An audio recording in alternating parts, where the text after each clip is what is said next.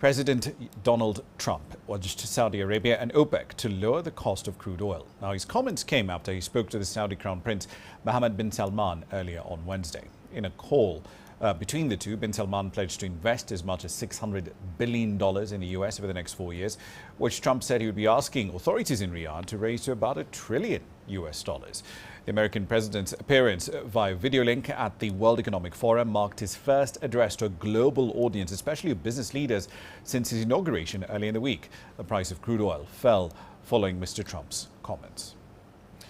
So then, geopolitical conflicts, trade and investment policy, they were center stage among the many conversations on day 4 of the World Economic Forum.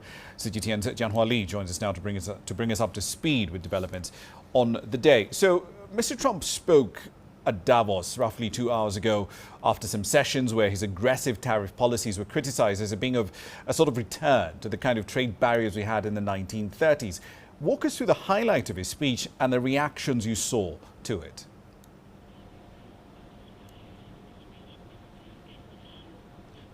Well, Rama, you know, whenever he speaks, people listen, his lovers or his haters. And actually, his flurry of executive orders on the first day of his presidency had already sparked discussions here. And people here today actually just listened to what he said again, but no one was actually surprised. He started his speech by saying that his return to the White House is the golden age of America. Of course, he criticized the Biden administration and outlined his efforts to, in his words, fix America. Of course, you know his policies, you know his domestic and foreign policy priorities.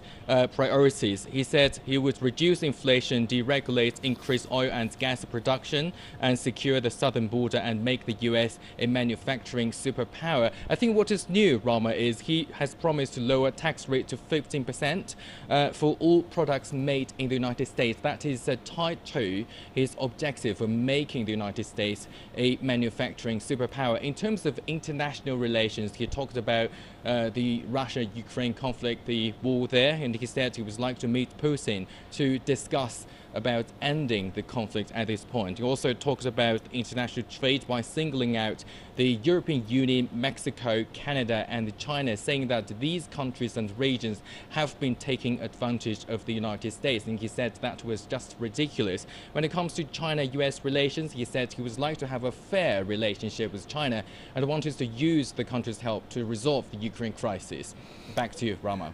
Indeed, it's going to be interesting to see the reactions to his pitch to manufacture in the USA. But let's move on to someone else. Javier Milei, right? Second address in as many years in Davos. Last year, lots of skepticism around the policies he wanted to implement. A year later, though, and this actually happened just last week, given the IMF is saying, quote, we are seeing a significant turnaround in Argentina's economy. Has he won over his critics in Davos?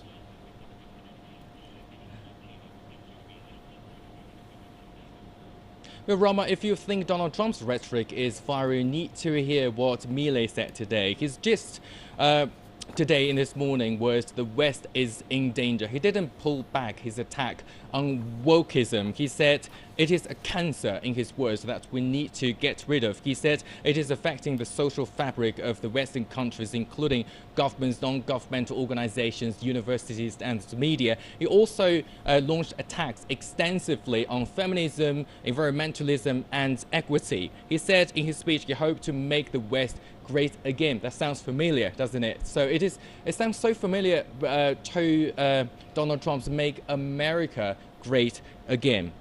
So these two figures are quite divisive, I have to say.